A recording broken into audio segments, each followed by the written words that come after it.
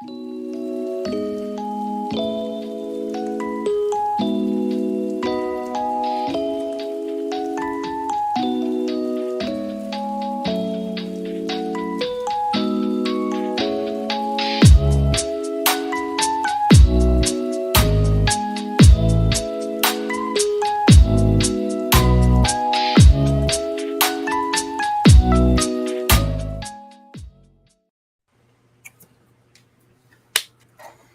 it do, Snackers, Snack-X, and Snack-X's? It's your boy Gage. I've got Sin, Hoop, Jokes, Yo. and Frosty Whoa. here in the proverbial virtual building for the Loading Snacks Movie Club discussion of Spider-Man Into the Spider-Verse. Not to be confused with the film currently in theaters. Correct. Right, Joe? Oh, no. Right, Joe. It was like, I watched the wrong movie.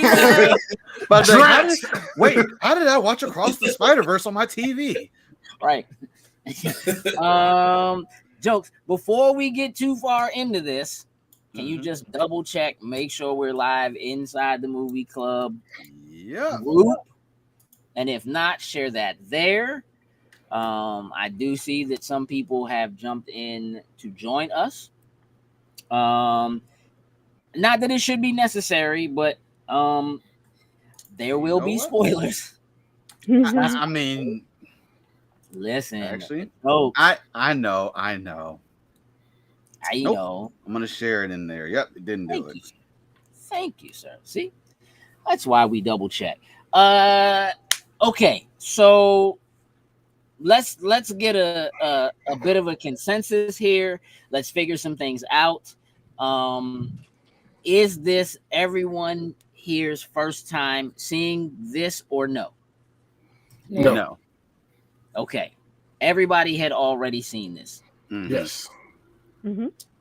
Has everybody here seen the new film? No. Yes. Yes. All right, so everybody except Frosty. So I can fix that, Frosty. That's true. This question is not for you, Frosty, but for everyone else. I'm going to start with you, Sin. Sure. Little round robin going.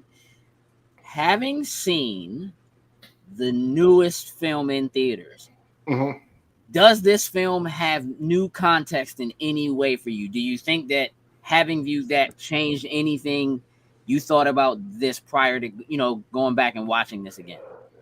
I liked it more going back and watching it again after seeing the new Spider-Man one. Okay. That's interesting. All right, we'll try to make sure we remember to dig into why that is a little bit later. Coop, what about you? I actually agree with Sin. I would say that there were some things that I saw in the movie and Into the Spider-Verse that made me think that Across the Spider-Verse, like this has always kind of been the whole story, It's not like, we got a sequel to write. Let's just come up with something. It was like, this is always what the plan was. Exactly. Jokes, what about you? I would say maybe there were moments that I appreciated a little bit more.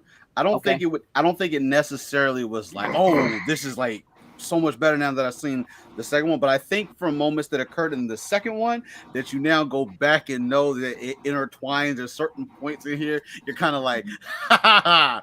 But yeah. Frosty, for you, how many times have you seen this film? 4. 4 times. Mm-hmm. Does it get better every time you watch it?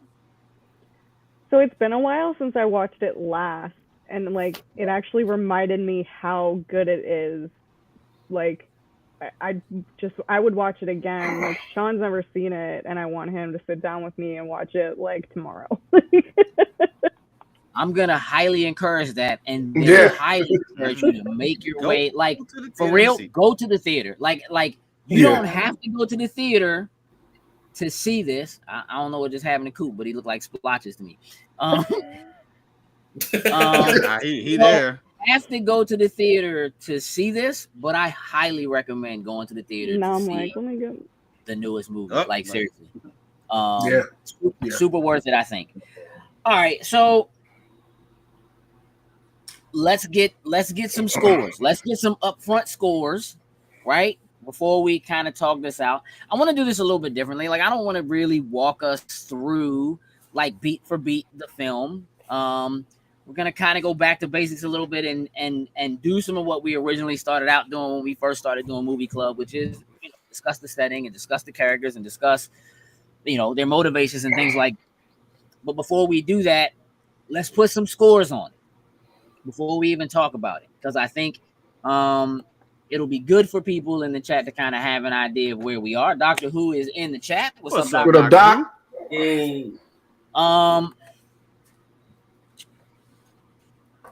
Frosty, where would you score this?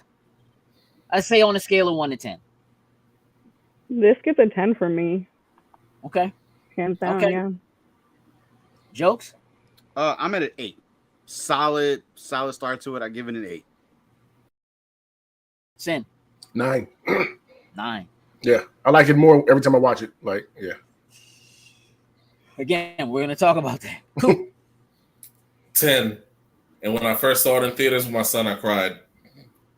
Wow, we're gonna talk about that for sure. What's up, Heather? What up, Heather? What's up? Frosty, you too? I cry. I still cry every time I see it. I did that. What do you see? What do you see? Part 2. I scored part 2 at 10. Bring you a Part 2 gets that 10. Facts. I think this movie is a 9 for me. It is honestly, though, ever encroaching on the 10. And I will say again that the new movie It's not a 10. I want it to be a 10 so bad. And somewhere deep down inside it is. And I tried to cheat. I was like, I gotta make this. I have to make this. But again, but I agree with you all that I feel like every time I watch this, it gets better. I see something else I didn't see the first time I watched it, the second time I watched it, the third time I watched it, it gets better. And I think we need to explore, especially having such high scores. I think it's important for us to explore kind of where those scores come from, why we feel as strongly as we do. So let's, Sin, if you could do me a favor and just read out the synopsis for the film. Let's talk about what we're talking about real quick. Okay, well, it goes like this. Phil Lord and Christopher Miller, the creative minds behind the Lego Movie and 21 Jump Street, bring their unique talents to a fresh vision of a different Spider-Man universe with a groundbreaking visual style that's the first of its kind. Spider-Man Into the Spider-Verse introduces Brooklyn teen Miles Morales, played by Shameik Moore, and the limitless possibilities of the Spider-Verse, where more than one can wear the mask. I mean, that mostly sums it. That's yeah. Doctor Who said 9. It's almost a perfect flip. Definitely. We might have to dissect that a little bit. So let's talk about the setting for this film. I mean, look, Brooklyn, New York, which is like pretty standard operating procedure for a Marvel comic book superhero movie, is New York. Mm-hmm. Brooklyn maybe not so much, but New York for sure. Mm-hmm. But the setting for Brooklyn here feels a little different to me. Would you all agree with that in some manner? Yeah, because it's more urban, I would say. Yeah. Yes, sure. Yeah. At least what they focus on. Yeah. And the type of doing. Yeah. It's one thing to play something in New York and call it a superhero movie and say that it's Marvel. It is another thing to specifically place it in like a Black/Latino neighborhood sort of place, which has a bit of a different vibe. It has a lot of the same things, right? Like when you really think about the setting and you talk about like the coffee shop, the bodega though is a little bit different, but it's not like visiting a bodega. Yeah. Right. You know what I mean? Like in New York. So I do think it's a little bit different. The vibe is a little bit different. But I certainly look, you know, I don't know how Spider-Man would work in a non-city setting. For real. Can't. Yeah, you need the tall skyscrapers, you need the tall buildings and all that. It has to be in the city. I think there's a picture of like that would make for trying to like swing somewhere, but he's on a farm, and then like there's really listen, it doesn't work like that. It'd be a cool comedy, probably. Like just throw like what happens to Spider. Yeah, it just would be very different. That's a good what if episode. What if Spider-Man wasn't in the city? That actually could be a good what if scenario. What if he was in Kansas? It actually might be a terrible what if scenario. It's like the most boring episode they ever released. Exactly. Right. He does literally nothing. A lot of running. Right. Exactly. You just Ethan Hunt on the whole time. But I also think, like, in terms of the setting, who Miles is,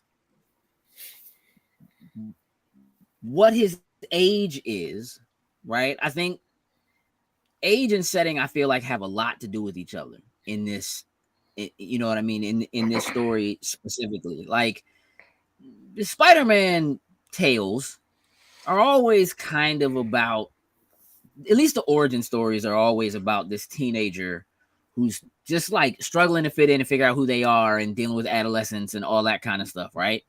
And so the setting of not just the city, but also being in high school, but in particular in this situation, being in a high school that is not your neighborhood school and therefore feeling even more out of place than kids tend to normally feel when they're just kids trying to manage the everyday life of being a teenager in high school anyway. Kind of being at like a boarding school, like you're there all week. You can kind of see the transition too in the movie where he's like walking down the street saying what's up to everyone in his neighborhood. He even got a handshake with somebody and everything. Yeah. And then like, even when his dad picks him up, he's still kind of trying to hide from kids and everything. But when he gets out, he's not saying hi to anybody, When he gets out of like his neighborhood. Oh yeah. It's like that vibe is set very early with him, his dad like offering him a ride to school and him being like, nah, I'm gonna walk, or whatever. And it's kind of like you recognize that he wants to walk because he wants to see all his people. He wants to see all his friends. And as he walks through the neighborhood, it's oh, what's up, man? Hey, Miles, you feel that earthquake yesterday, man? What you talking about? I slept like a baby. Like, oh man, how's that new school? I mean, it's cool. Well, we miss you. Miss me? I live right here. And that's like a real thing. It's like, I'm like, wait a minute, you miss me? That's a very hold on, shorty. What's up? What's your like? It just has some very real moments. Yeah. But then it's also, he's still a teenager who is, the neighborhood is his. He feels a certain sense of ownership over it, which is a thing that, like, I think everybody has it, but it's very different, I think, in the city, where, like, there are moments in this, like, when he goes into, like, the subway area with his uncle, the first thing he does to hear his own echo is yell, Brooklyn! Like, because that's home. Like, you know what I mean? It's like, I represent the whole city, the whole hood. Like, this is us, right? But he's also marking his territory, right? He is putting up his stickers, throwing up his tag, doing his thing, and his father's like, guess what you gonna do this weekend? You about to walk down there. Clean all that up. Like, you saw that? Exactly. Like, no, I don't think that was me. I like the throwback to that. I like the throwback to that towards the end of the movie. He was like, I put a tag on my dad, can't find it. He'll never see it. So I just think, the setting is kind of a character in itself, right? In this, but it is one that kind of lives vicariously, not just through him, but by the music they play and what it's like to kind of move down the street and like know everybody and know it like the back of your hand, so much so that like you can jump like backwards and tag stuff or whatever, even though because your shoes untied, which is a choice. So you gonna fall. You know what I mean? In front of your dad. You know what I mean? As he's driving. So yeah, I think that the setting, while it is commonplace, I think for, again, superhero movies, especially Marvel ones, but also for Spider-Man, I do believe that the vibe is very different. And you can kind of feel that transition between how comfortable he is when he's walking in his own neighborhood versus him trying to be the same person when he walks into his new school. And he's like, hey, what's up, man? Oh, man, look, we wore the same jacket. And Slim's like, shut up, dog. Like nobody knows you. Nobody cares. Like, you're not special here. You know what I mean? Mm-hmm. But in his neighborhood, he's Norm from Cheers. Everybody knows his name. It's just a very different vibe. And I think that, like, it does a good job of establishing how important or special he is, but how uncomfortable he is being there. Having that conversation with his father of like, I don't want to be here. Why can't I just go to the regular neighborhood school? And he's like, no, you earned this. You need to be here. And he's like, I didn't earn this. Like, I won like this lottery. That's the only reason why I'm here. And his dad's like, you passed them tests. You did that. Right. So much so, he's so uncomfortable that he's trying to sabotage himself out of school. Hey. Right. That was funny. That was funny. Boy, got zero. And that teacher called him out. Like, listen, quickly. Like, come on. The chances that you would get all these questions wrong. Right. It's like if you guessed on all of them, you typically get 50-50. But when you get all of them wrong, you know the answers. And quickly just wrote, you get 100. I was like, man, is it that easy to get the 100? Like, yeah. I know I get all that. I guessed on a lot of tests. I never get all of them wrong. You at least got that one right. It's like yes. Exactly, Coop. You definitely didn't always get all of them right either. So like, this is true. Yeah. So just, again, I do think that the setting plays a lot into that, and it does. It does go in a lot to even him like just sneaking off to go hang out with his uncle, right? Like that's how he feels. Like this is a person who's so comfortable in the environments where he's used to that he literally places his face on the nasty glass on the outside of his uncle's apartment. That's one of my favorite little quick moments of it. It just shows that he has a playfulness to him. You know what I mean? He's super comfortable with his uncle. Like, they have that kind of relationship. A picture of him, like, I see you. Yeah. Like, it again. The settings just they speak, and when we move through, as we see kind of different settings. Because we do get sort of a brief look at the settings of the other spider people that are in this, right? And kind of what their environments look like and how different they are.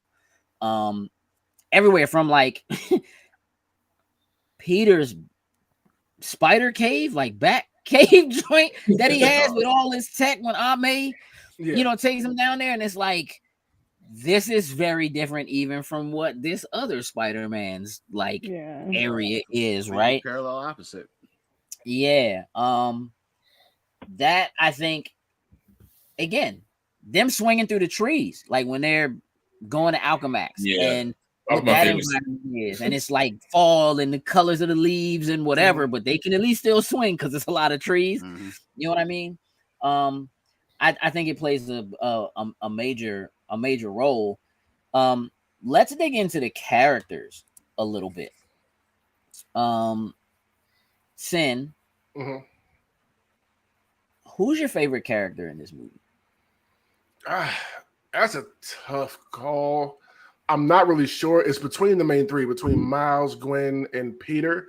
I think one, because my first time seeing this, Miles and Gwen are new to me when I'm watching this. So I'm getting both of their kind of backgrounds and origin story, and I like both of them.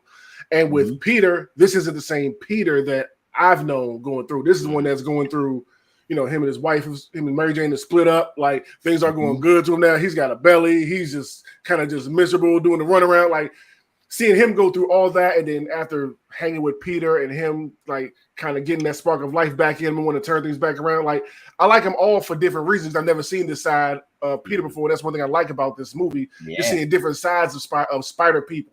You know what I mean? So it's someone between those three. I haven't, like I said, every time I watch it, like I catch something probably new between them or whatever. Yeah. It just makes me just, like it even more.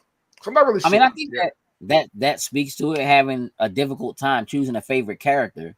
Mm-hmm. You know what I mean? In a movie like this. Frosty, what about you? I saw your eyes kind of go up like, I'm not like. I can't pick one. Like there are so many characters in this movie that I loved, like from villains to the main characters to like side character. Like I can't pick one. I will say I do like the Prowler. It's my first time seeing the Prowler. Like the way they just animated like his movements and his sound effects and all that stuff. His music, bro. Oh yeah, it's fire, dog. Yes, that sound right there, Gage, every time. Bro, when you hear that joint, you just like, ooh, the Prowler coming. Like, let's do the threat, bro. Yeah, that's real. Jokes, you have a favorite character? It's kind of the same. It's between Miles and Peter. Like just both of them, the growth that we see between the two of them throughout the whole entire thing. But to me, even with seeing Miles come into himself to become, the Spider-Man, to me it's a little interesting to see how Peter, who like from different variations, we've seen him at the top of his game, and then we've seen this dude go to rock bottom, and it's just amazing to see how. At the end of the movie, when he's like, listen, I'm going to stay behind to save everybody. Miles is holding on to him and it's like, listen, I got this. And that trust that you give between, he's holding on to Miles because he doesn't want to go. But then he's like, you know what, man, that was good. And just let's go. And he just gives him the trust in there. I just love that growth that we see in a character that we already know, but seeing this kind of, I guess you could say the failures that Peter has normally we've seen through his whole entire life. This was like rock bottom, but seeing him getting that vision back to him. But definitely, it's between Miles and Peter. Like Doctor Who said, I know who I don't like, Spider-Ham. It just irks me. Very Jar Jar Binks. What? At the very end, when he goes, "That's all, folks," and Peter goes, "Can you say that? Yeah, legally? Like legally? Can he say that?" You know what though? But like, there is I feel that there is a certain amount of like redemption I feel for Spider-Ham when at the end he gives him the hammer and he's like, it'll fit in your pocket. It'll fit in your pocket. Like it's kind of special, man. Coop, you got a favorite character? Yeah, I do like Spider-Ham. I just for the comedian side of it all. He is voiced by my favorite comedian too, John Mulaney. Okay. Well, one of my favorite comedians. So I remember like the part where he's like, "Do animals talk in your universe? Because I don't want to freak this guy out." Like it's just it's pretty hilarious. But I sadly to say I agree with Jokes with Peter B. Parker and Miles. Like their dynamic together, like their character development together. It's really amazing to see. Just kind of piggyback on what everyone else has said, like to see Peter B. Parker, and all those things you see that Spider-Man is great at, you don't see the other side of it. And then you kind of got a glimpse of that and how it can affect him. Because it's like, we don't know. Some of these Spider-Man stories, they never get that deep, or anything like that. In a sense. It's interesting in how short of a time you can take what you already really know about Spider-Man from having watched years and years of Spider-Man movies or whatever, and really feel like you get a good deep dive into his emotional state and his motivations and just where he is as a person in like a quick 30-second. Okay, let's do this again for the first time. I'm the one and only Spider-Man, and you know what I mean. It's like, hold on, Slim, you got a failed TGI Spideys, bro. Like you try to start a restaurant, dog. Like it didn't work out. Dr. Who said Mulaney hates Spider-Ham. Cool. I I must say I love the flashbacks we were just talking about. Like they weren't overdone. They weren't like sport. Like we know the backstory, but they done it in such a cool, fun, clever way, and real quick just to get it out the way. It wasn't annoying because normally in movies when they tried to like redo that same thing over and over again, it's just like, okay, we're doing this again. But seeing their quick little backstories, obviously Peter's story is pretty similar regardless. Hey, what's up? But then there's those few little changes, like one little deviation, you just see the difference of the lives of Peter Parker. Yeah, I think it speaks on the many Spider-Man movies there are too, and how many origin stories and Uncle Ben stories that we've seen, for them to just be like, all right, you guys already know this, let's speed this through and kind of, 100%. We didn't even see Uncle Ben die again. Like right. That. Yeah. There's no need for that, right? But they touch it. They touch it, right? They touch it. Uncle Ben. For me, it was my best friend. For me, it was when they're trying to help him get through his loss of his uncle. Yeah, like we've all been through that, bro. We're the only ones that could really understand what you're going through. You know what's interesting for me is that watching this again. I mean, I've always been a fan of Gwen, Ghost Spider, Spider-Woman, spider-gwen, all the different names she has. I have a lot of love for Penny Parker and her, like the whole Japanese aesthetic with the anime joint. Yeah. But here's the thing. I think my favorite character in this movie is Kingpin. I was getting right. I was going to touch on. Listen, look, real talk. Kingpin is like sort of underplayed. Hey, mama. Because as the villain, and we've had a lot of discussions about like what really makes a good villain. Once they start to really show you like what his motivations are, right? That he lost Vanessa, lost his child, and he's willing to do whatever it takes to get his family back, right? Which again is like, he's a bad guy. But like you can understand that, right? Like you get that. What's up, Rodney? Hi, Rodney.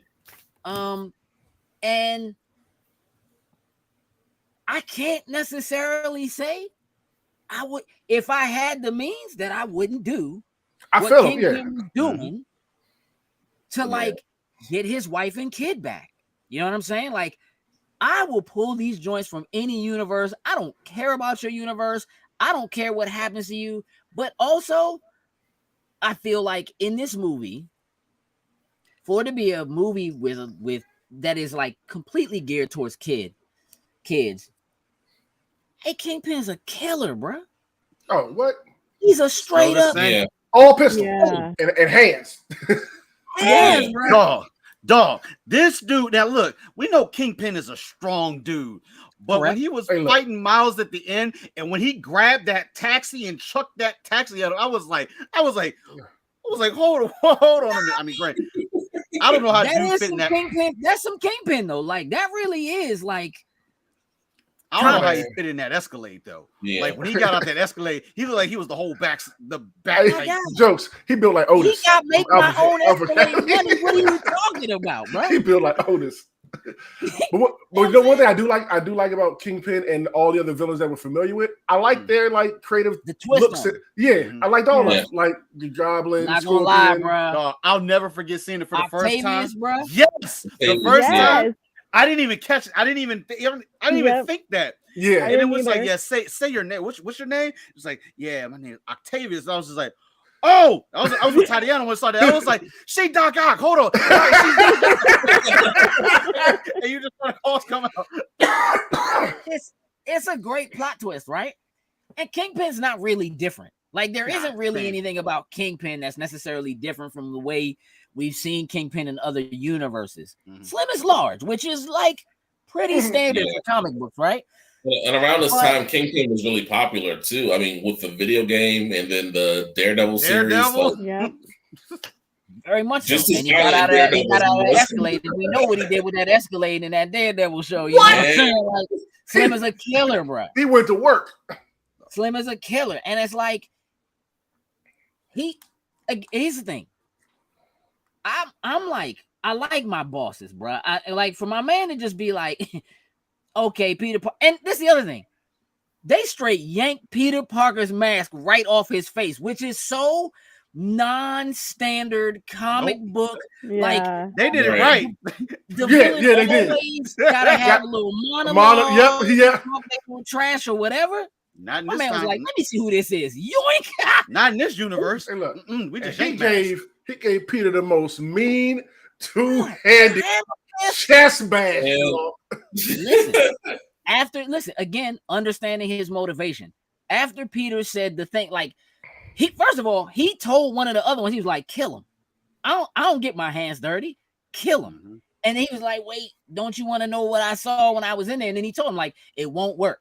No matter what you do, it's not going to be your family. You won't bring your family back. And that joint made my man pushed him over the edge. Wow. The thud that thing made. Woo! I'm going to put my hands together and everybody's going to feel this, right? Hulk smash. And that is like, again, you get that motivation for him early. They don't really talk about it throughout the movie. Mm-hmm. It's not like a major sticking point or whatever. They focus on so many other things, but sowing the seed of that motivation for him as a character to paint him as somebody who's got the money to do what he wants to do. Don't forget, I am ruthless, but at the end of the day, I'm just trying to get my family back. You know what I mean? And it's kind of like, I don't know if I can really blame the dude. Nope. For, you know what I mean? For wanting that. So like, I really like Kingpin in this joint. Even at the end, like, not at the end, but when he says the Prowler, like, hey, bro, what's taking so long? Do your job. And when he doesn't listen, he's so ruthless that when he doesn't do his job, Kingpin doesn't shoot Spider-Man. He shoots Prowler. Hey, bro, that's a fuck, bro. Like, didn't I just tell you what to do? Yeah. Like, come on, man. You're not gonna do what I said. Yeah. That's like the highest mask back down. That's like the highest definition if I don't repeat myself. Yes. You understand what I'm saying? Yes. I'm not gonna tell you twice. What are you doing? It's pretty solid, man. Hey, what Nick Fury say? You only get one. You don't get two, bro. Everybody gets one. Nobody gets two. Yep. Facts out here. Let's talk about the cinematography. Because, in an animated film, it can be kind of hard to really discuss that. But you can't really talk about this film without talking about the art style, what it looks like, how all these different characters have their own looks, and somehow they managed to make it look right together and sell the difference from being like, this character is not from this universe, even though they're all walking around together. Right. Coop, sell me on the zaniness of the different art styles in this movie, man. It actually, I believe it actually helps the movie help you understand the multiverse of the movie a little bit more, because every character doesn't exactly look the same. You're able to follow, Spider-Ham or Spider-Gwen because they do look like they are from other universes in a sense, So it's easy to follow the character. It is honestly, for me, one of the reasons why Spider-Ham is tolerable. Because it's like he's from a different. That's like, if it was a whole movie that was just his movie with him acting the way he acts, right? It would be like, oh, okay, it fits. It doesn't fit here. It's not supposed to. Right. It's supposed to be annoying. It's supposed to be crazy. It's supposed to be zany and different and very stolen from Looney Tunes. This is I was gonna say, you pull a Looney Tune out and put him in the real world. That's what you get. I mean, he's a spider that was bitten by a radioactive pig, bro. It's a whole different, different. It ain't I feel like the pig should have ate him. Like, it's like you got bit by a pig. Like, should it ate you? That wouldn't be loony, bro. That would be normal, sir. You know what I'm saying? Jokes, talk to me about just again the art style, some of the cinematography, the way that things are kind of set up in this film. So kind of piggybacking from Coop, talking about the universe, see the difference, but some of the minor things that possibly the average person may not necessarily pay attention to. So like each one of them, like it almost seems at times like their frames per second are a little bit different to kind of also to show you that they're not from the same universe. Like when you look at Miles, sometimes his jump looks a little bit, we know he's still learning and getting used to being the Spider-Man. So his stuff is a little more choppier than everybody else. But when you look at Spider-Ham and the rest of them, their animation style is a lot smoother, especially like Spider-Man Noir. Like he's super smooth with everything. But just seeing those small differences, like obviously on a big screen, you probably be able to see it a lot easier. If you don't get me wrong, if you have a decent enough TV, you'll probably see it really easy on there for it. But just seeing those little small things to really establish, like, okay, they're not moving the same. There's differences between them. Colors, of course, when going, like, say, when the machine first did a thing, when we first saw it, and we saw how, like, we saw the EMP ripple type of thing that went out, but you saw how, like, the colors did it as well, too. And, like, you got to see, like, this world in that other universe for, like, those quick seconds as it rippled through to show you those type of things. Even with, like, the explosions, like, those type of things that are happening. Like, when the machine explodes, and, like, Kingpin and the crew are up in, like, their tower, like, little headquarters type of things, and when they explode, like, all of them fly back and you get that explosion that just like comes at you, it just pops.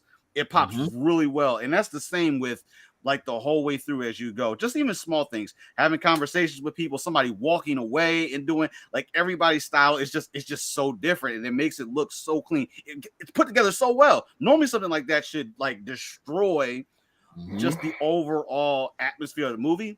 Not in this. Having like comic book style square, like thought panels, thought bubbles pop up for like and what Miles is thinking. And Swip. And It's like you feel like you're experiencing what Miles is experiencing as it's happening to him. And like you're seeing it the way he's seeing it, that, you know, these characters aren't necessarily like, they look like they're not supposed to be here, right? Subtle things like, you know, Spider-Man Noir not being able to see the colors in a Rubik's Cube. Oh right? my God. Just being like, is that purple? Is that blue? Yeah, I'm gonna take this back with me. I don't understand it. But also, you're right, Jokes. Like the great lengths they went to, where like especially early on, if you watch the scenes where, you know, Miles spends a lot of time trying to get Peter to teach him how to be Spider-Man, because the original one said, I'll teach you, I'll show you the ropes, you know, whatever. And when they go to Alchemax and they're trying to get away, Peter's smooth with it. He's been doing it for a long time, right? Where the Peter Parker that died in Miles's universe said he'd been doing it for like 10 years. Right. And this Peter's been doing it for like 20. You know what I mean? And he's super smooth with it. When Gwen swings, she's super smooth with it. All of them have been at it. Like, this is Miles is like day 2. You know what I'm saying? Yeah. And they literally animated Miles on the 2s. So like he only got a frame of animation every other frame. Where they animated Peter every frame. So he's a much smoother motion compared to Miles. And like you see it and it's subliminal. When you know that and you watch it, you can really see it. That like he's a little bit jittery in terms of just feeling like he doesn't know. And then like as they're swinging together, like there's that moment when they're getting away and they're holding that same case together and they're swinging together. As they're swinging together and he actually starts to get into the rhythm of it, they literally change how he's animated. They animate him on every frame instead of only animating him every other frame, and it starts to actually stand out. And it's like, that's the kind of thing that like you feel it when you watch it, but you don't necessarily know it, because nobody really thinks that way in terms of like watching the animation. So You know, it's stuff like that in this movie that made me really believe like this is the one where we do a crossover with like a live action. Like when I first saw this movie, like I was like, this is it.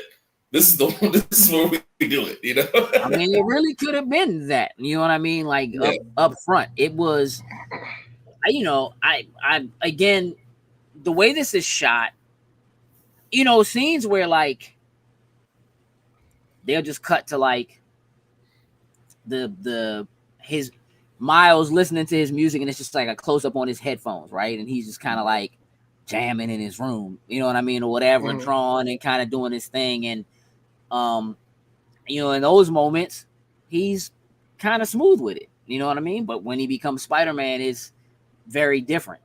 What it looks like, what it sounds like when he's with his uncle and they're painting, you know what I mean? He's tagging that wall.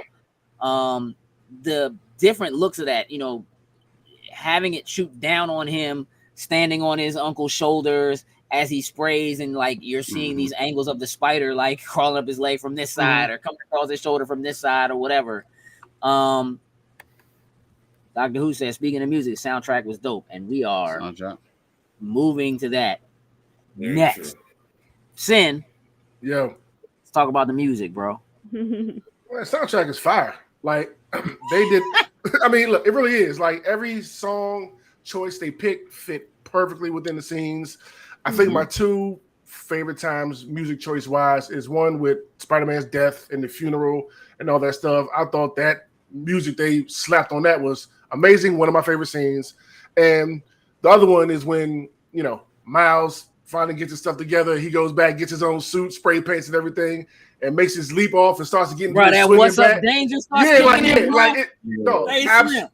like visually, the music, like they hit everything perfect.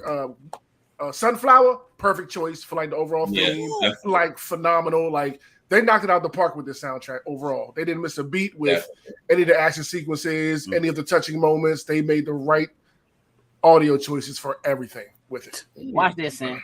Hey, Coop. Yeah. When my man starts getting himself together, right after he like does the shock and gets out of the gets out of the web, right, and he like goes up to the top of the building, and the music starts kicking in, and that "What's Up, Danger" comes in. You ain't think you was Spider-Man for a second?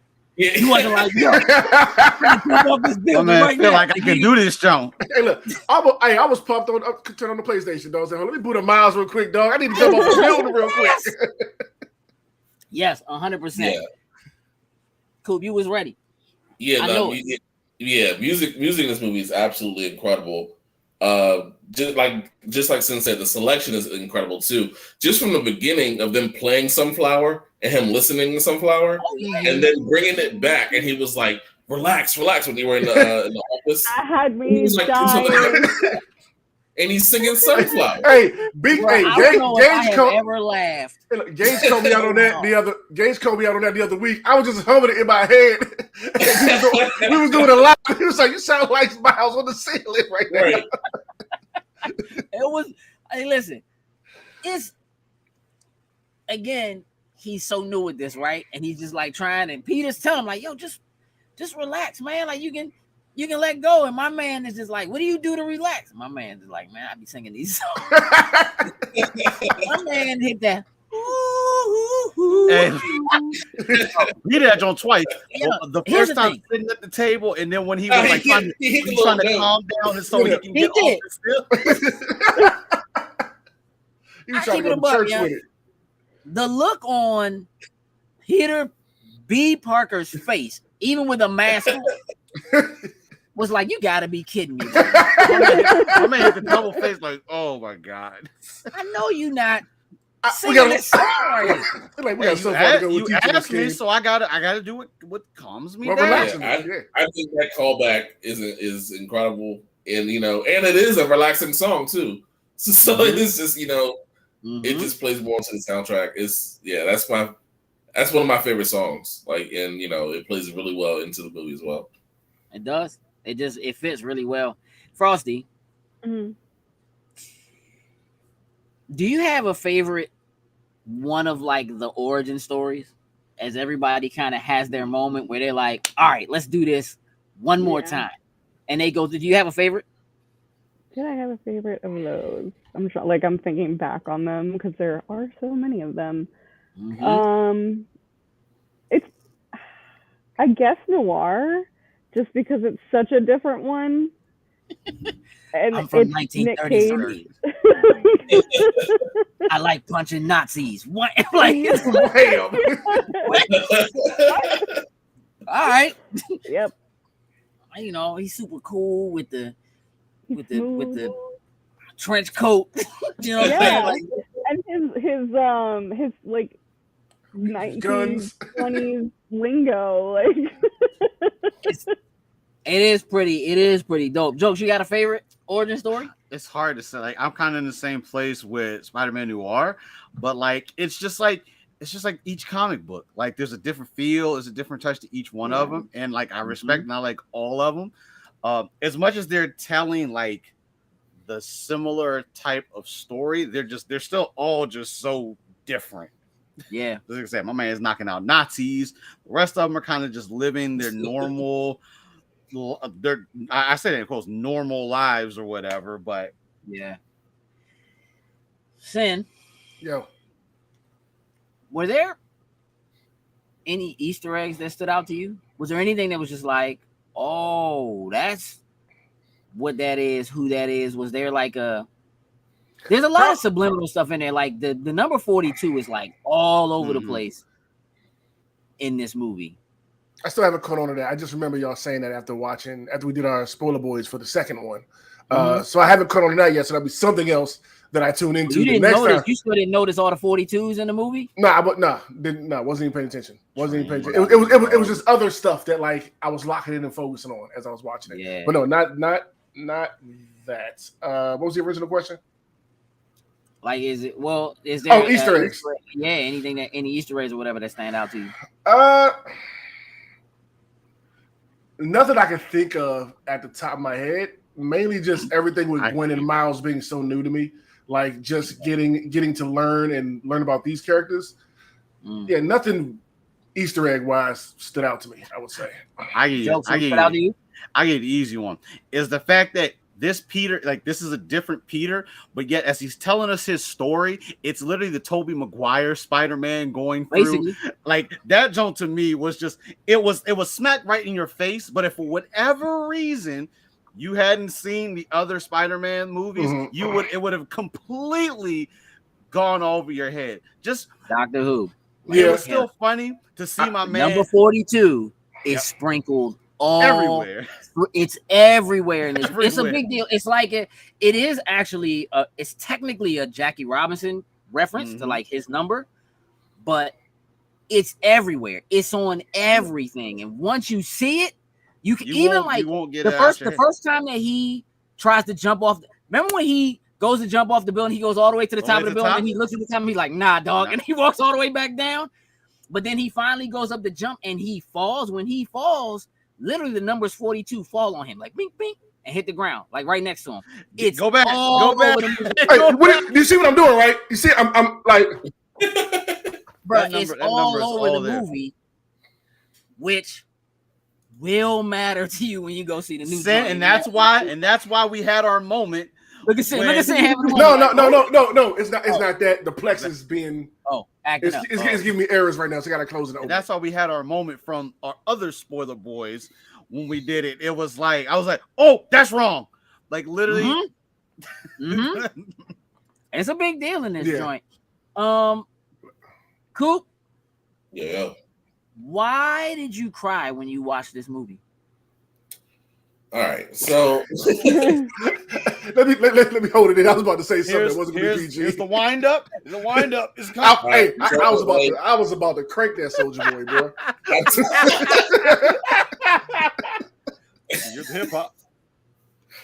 I take my son to see a lot of movies. We go to movies all the time.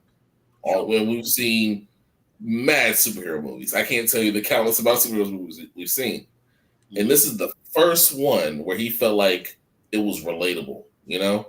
Because this whole time, the first time I'm looking at this movie and I feel like it's a little relatable to me. Not like I'm Spider-Man or whatever, but like as far as like the father being a cop and how he is and everything. Like my father's a retired police officer, so that whole family interaction like kind of felt familiar, you know.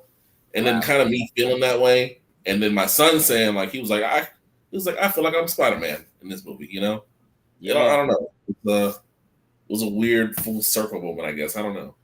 Was there a specific moment in the movie that did that for you, or was it just like after the movie or seeing the movie, you just was like, I gotta let this out? It actually kind of started on the whole "What's Up, Danger" part, where he like kind of finds it. You know, it's that part there, and then it was. Is it when his father comes to talk to him through the door, and he's like, he's caught up, and he can't come to the door and answer the door? Right. It's the conversation they have, and then it's him, you know, kind of just like finding that spark of that it's a it's a leap of faith and all that, you know. Yeah. With that part, and then at the end of the movie, my son talking about he feels like he's Spider-Man, and obviously I put out pictures of him in Comic-Con, and he really does feel that way. So yeah. Frosty, what about you? So You say you cry every time you watch it. Yeah, like when you say goodbye to them, and like he finally like accepts the power, and like he takes his leap of faith, like that stuff just sets me off. you go, Miles. You got it. You got it. You did it. 100%. Jokes. What's your favorite part of this movie?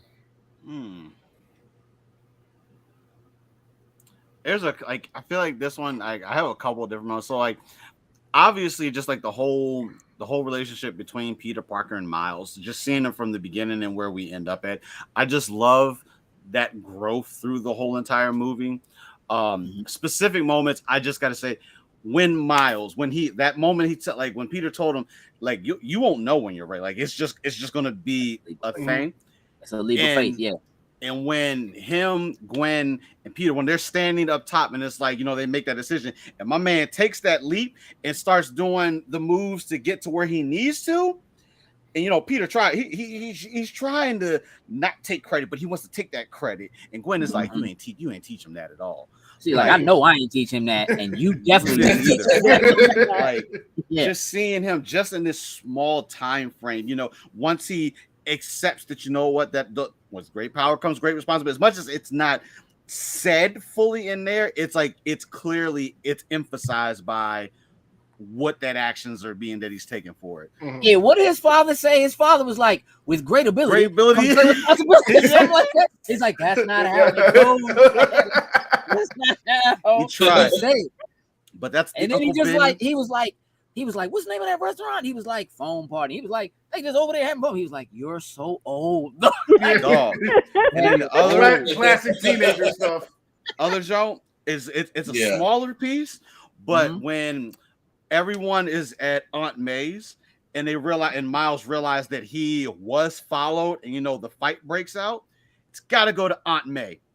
And listen, what? I told you take this outside. Aunt May with the hands. Look, Aunt May has always been a G and has always been at the best for Peter. But listen, this Aunt May in Into the Spider-Verse, she could be her own Spidey. Like, and for all we know, there is a Aunt May spider suit that is in that spider cave. I guess we could say it. I mean, there is an Aunt May. There is. Spider, yeah, there is a character that is. I'm saying, asked her what you were saying about Aunt May jokes when he pulls back up to the little spider shed or whatever, and she's waiting for him. Like, what took you long enough? I'm waiting for you. Like, she knows. Hey, boss. Yeah, there's also this part where Octavia, when she's like, my friends call me Octavia, my enemies call me Doc Ock. When she breaks into the house, Aunt May calls her Octavia. Yeah, she says Liv. She says Liv. She says, Liv. She knows her like. Yeah, he said my friend. Clearly, there was a relationship there. Yeah. Yeah. There's something about it. Yeah, I ain't gonna lie, bro. The fight in Aunt May's house, fire. Yeah, crazy. Fire. Hey, look, I don't know where Scorpion came from. My man just showed up, but when he did, he showed up. And I'm gonna tell you what. when Miles was in the middle of that, and they like, yo, you got to get out of here, bro, because you don't know what you're doing. And he's trying to fight Slim, and his hands are sticking to the plastic covers on the furniture.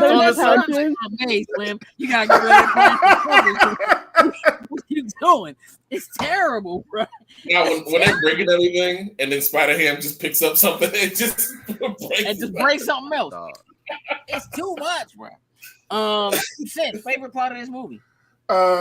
I have a new one, but like I mentioned before, the whole funeral scene with the music and everything I love. Him, What Up Danger, great moment. I think one of my new favorite ones from this movie, from recently watching to get ready for this, is kind of what Joe said. Like the end where he comes back to help everybody. He's confident. He's in his bag. Just his whole confidence swinging around, and the way to look at him. And then just that moment where he pulls what Peter did to him with the whole hanging him off the edge or whatever. Like don't worry, like I got this, bro. Like don't worry. And then that pass kind of like passing the torch to him. Like all right. I'll let you handle this. Like that is probably one of my new favorite moments from this.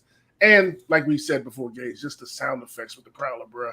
Like that one specific sound effect. Yeah, that joint. Hey, bro, I don't know what they call that joint. The Prowler cycle, whatever that joint is. I just need that sound effect. Man was on it.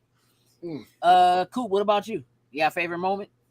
My favorite moment is when Miles and Peter B. Parker are swinging for the first time.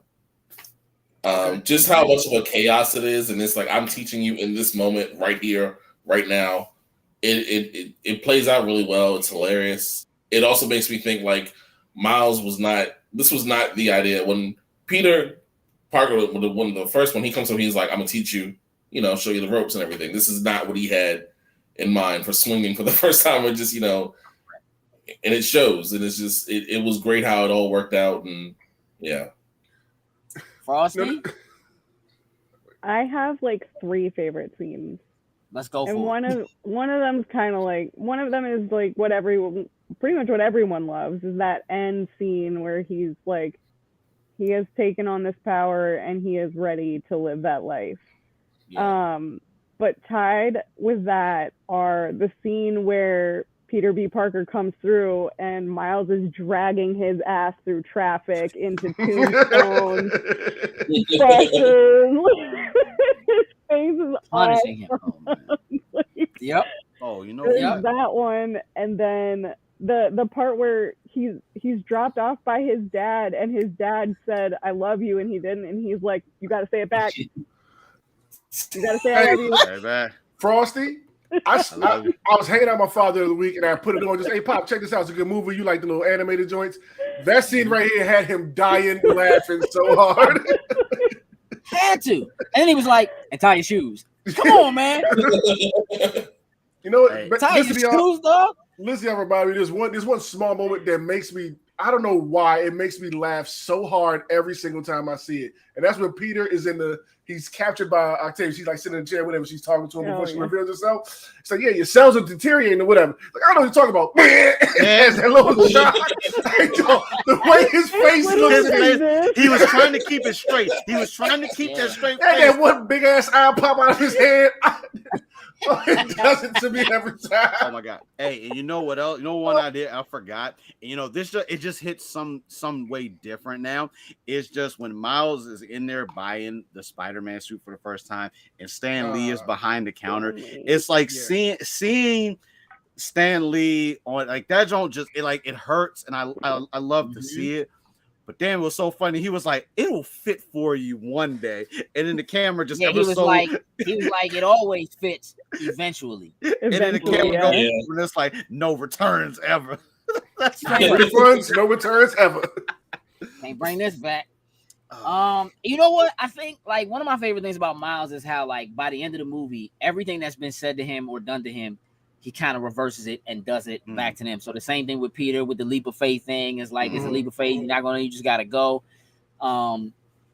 Peter getting excited about seeing him doing what he's doing and be like, "I'm so proud of you," whatever. And he's like, "Wait, do I want kids?"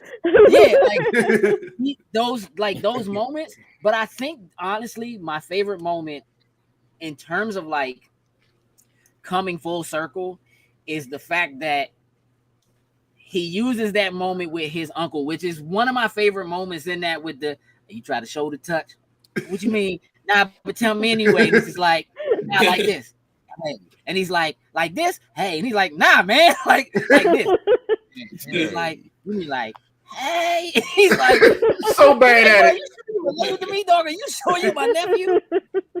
But the fact that literally Wilson Fisk Kingpin shot and killed his uncle, and he uses the shoulder touch at the end to defeat him. When he touches him, and he like has control of being able to do that, and he just like, hey, and like sends my man flying. It was just like, that's full circle. Like, use that thing from your uncle that, you know what I mean, to win in the end. And like the fact that his father is watching him like do this, like his father is, you know, like you don't notice, but you don't notice, but I'm getting revenge for my uncle, for your brother in this moment right here. But I know you don't. Yeah.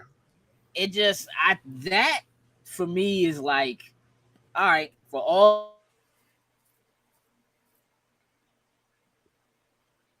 We were this close, jokes.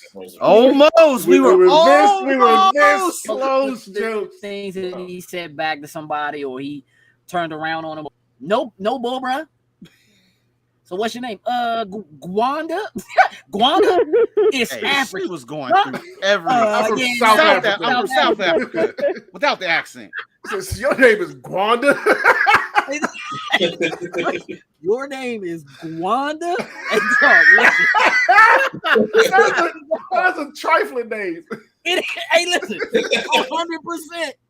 It's the nastiest joke. Gwanda? Yeah, man. Hey, listen, I love this movie backwards and forwards, bro. I really do. Like it is. I just think it's super well put together. I think from beginning to end, like, look, I do know there's stuff on the cutting room floor. There is an Easter egg. I'm gonna tell you what it is, and then I want you to go back and look at it. When Miles goes to his uncle's house for the first time, right? He does the thing in the window, right? Mm-hmm. His uncle invites him in, and you see him punching the punching bag. And when the camera pans, you can see the TV on the right-hand side. And I'm watching. I never noticed this until I was watching it this time. Me and Zaynor were watching it together. And I look, and I'm like, hold on, run that back, because I swear his uncle is watching Spider-Man on the TV. Run it back and look at it. It is literally the scene with Donald Glover with the Spider-Man suit getting out of the bed from Community. He's watching that joint on the TV. Oh Donald Glover is in this movie dressed as Spider-Man. I was like, run that back. Community. That's funny.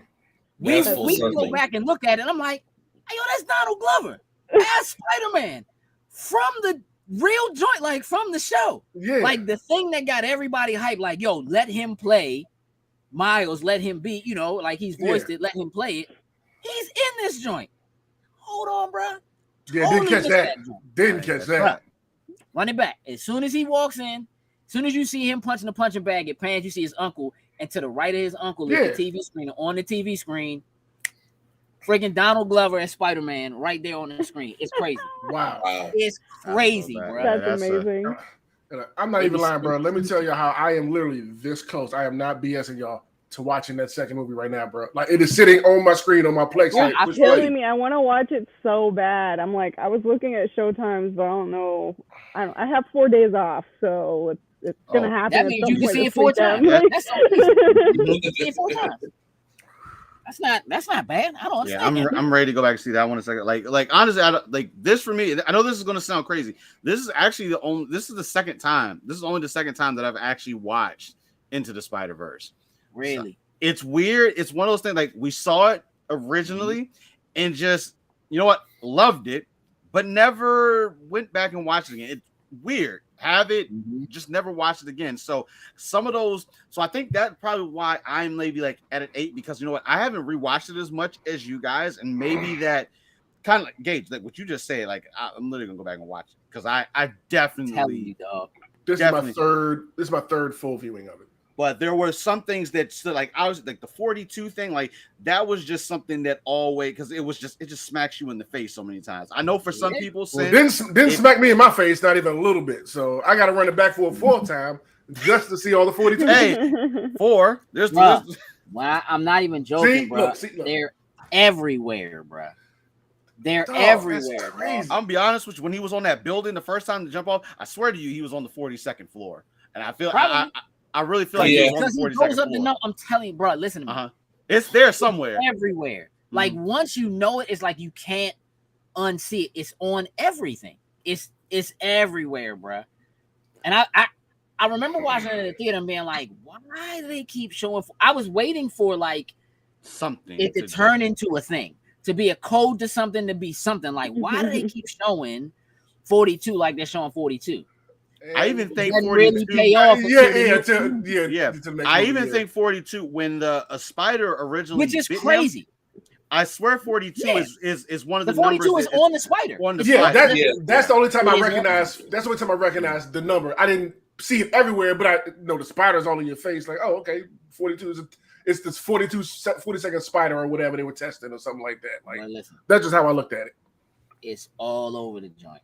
It's all over. And I'm gonna tell you what. The other thing that stood out to me, even early, was when they're breaking out of the Alchemax joint, and he turns around, like when Peter gives him the plan, and he's like, "Listen, we're gonna go in there. We're gonna sneak in. We're gonna take the goober. There's always a goober. We're gonna take the goober, and we're gonna use the goober. We're gonna download what we need. We're gonna grab something to eat on the way out. And we're gonna bagel. Dog.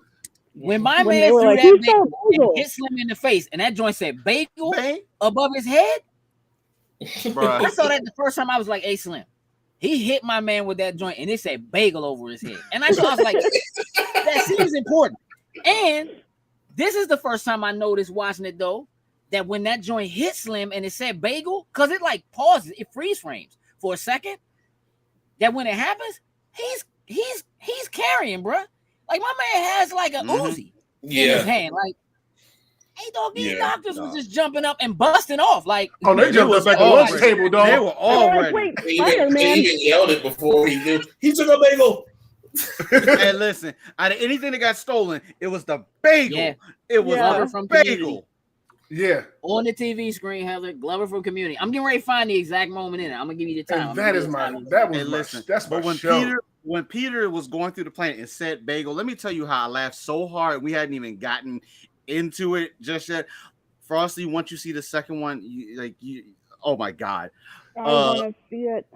Hey, look, I'm about to switch over to Discord and be like, all right, if anybody want to watch it, just come on in. I'm this close. I'm gonna be like, wait, let me get it. Let me put it on the big screen at least. Bagel. That movie is so fire. I think I'm gonna laugh every 100%. Time now. If I get a bagel, I'm just gonna let me get a bagel. All right, 9 minutes, 38 seconds. Boom. 9 minutes, 38 seconds. You will see Donald Glover on the screen.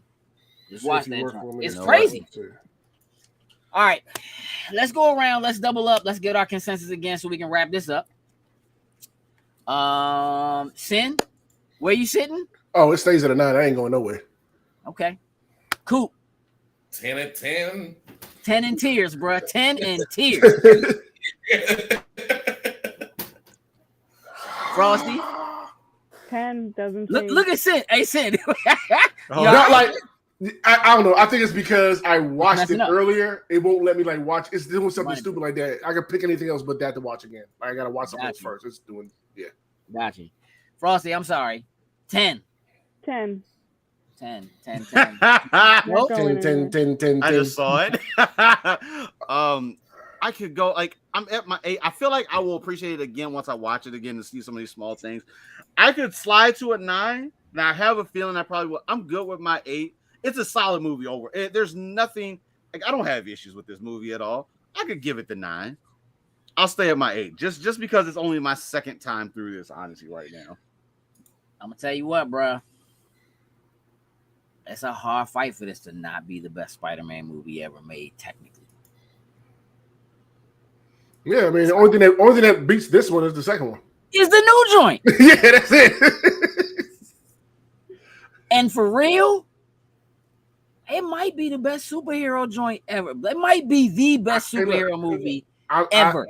I have no arguments. I have none with that because you saw us. Y'all might have seen our spoiler boys for the second one. Oh, like, you got it. Like 10, bro. Like I can't believe they did a joint that's better than this joint. That's crazy. It is. The more times I go back and watch this first one, and I just think about, dog, that second joint was. How did y'all top it? Y'all top That's it how you do. order. That's how you're supposed to do a sequel. The sequel should, as you release them, it should do that. That's how it should be. One of my friends like messaged one of my other friend groups and was like, "Hey, when are we gonna go see this? People come out of here saying it changed their lives." Like, no, that was fat. Like that's real. No, that's kind of real, Frosty. Not gonna lie. Rodney said the soundtrack isn't as good, I guess, on the second one as on the first one. But I don't know, man. I don't listen. I don't want. I gotta rewatch it because that joint was a masterpiece. Yeah. I don't know. That joint got some joint, bro. Like the very end of that joint, bro. Oh my gosh! Needle dog, stop, bro. Listen, I was in the theater like they better quit. Like I don't know, Rodney. I don't know. I mean, I will give you this. It doesn't have a "What's Up, Danger." Yes, I will give you that. It doesn't have a "What's Up, Danger" or a sunflower or sunflower. Yeah. But like, listen, sunflower. Let's not do that, bro. Like, let's not. Like, sunflower's cool, bro. But come on, dog. Like, there's super duper hip hop classics in these joints, and we're not getting ready to take sunflower and elevate that joint to like as cool as it is, bro. Nobody's trying to elevate this joint. No, I was about to say Biggie. When they said Brooklyn, that was like one of the first things that hit. I was like, hey, you can't get more Brooklyn than putting Biggie on a joint. Oh. Yeah, I can't, like, I don't know, bro. I don't know, bro. When that Ain't No Love comes on in the second joint, I was like, well. Look, if we want to do a watch party, if we just want to do a watch party to do one over the weekend or something, I'm just saying. All y'all gotta do is say the word. I will put that thing on, and we can just, it ain't got to be that tough. Frosty, listen, I gotta buy the tickets. Let's go, bro. Hey, I would pull up to another big screen view, and I'm not gonna lie, I would pull up. What? Listen, the fact that there are 2 versions of that movie playing in the theater right now, and I know I only seen one. Facts. I'm dead. Oh, I'm right. Dead. There's different ones. Yeah. It's crazy. All right, so listen. We're going to wrap up this discussion before it turns into a discussion about a new movie that Frosty hasn't seen yet. And it's super difficult not to do that. So I want to thank everybody for hanging out with us, for tuning in, for chiming in the chat and so forth. For anybody who ends up watching this after it's live, again, feel free to just drop whatever comments you have about the movie, favorite parts, any of the stuff that we discussed in the chat. We will be going back and taking a look at that, responding to those things. Next month's movie. What y'all know about holes, bruh? Oh my God, no way. Let's go. Let's go, bruh. I've never seen Dig them up. I've never watched it, but I know exactly what it is. I know what it is. That's with Shia LaBeouf. Shia LaBeouf, bruh. Shia LaBeouf. Hey, Sim, we still got to throw our own in, and maybe that'll be the month after for it. I know. One of these days I'll make a suggestion. Just throw them in the chat. That's what the chat's there for. All right, so listen. So for myself, throw it in the for chat, Sin, for Coop, for Jokes, and for Frosty, this has been your Loading Snacks Movie Club discussion for Spider-Man Into the Spider-Verse. Thank you for tuning in. We are out. Hold on, I gotta do this. John said, "Holes, my favorite movie. Let's go." Naylor said, "Holes." Dr. Who said, "Nah, holes. I love it." Oh man, this is what the hell am I about to watch now? Oh my God! Hey, Sen, I've never watched this. I don't know nothing about no holes. We are in the same place. Can we do a watch party of holes? Absolutely, let's do it. Listen, Zayna said, "Special guest me." Like, let's do it. John said, "I would love that. Let's do it. Let's do a watch party." Watch party. All right, I'm hold all on. about. All I'm gonna tell you, shit. I'm all about Zero. Hey, Shia LaBeouf is rapping on that. Hey, Coop. If you are telling the truth, I will flame this shit. I'm just rapping. I'm not lying. Don't play with me. Hey, listen, Coop don't know what he talking about, man. Hey, listen, I appreciate y'all. We're out. Toodles and lose. What's up, Danger?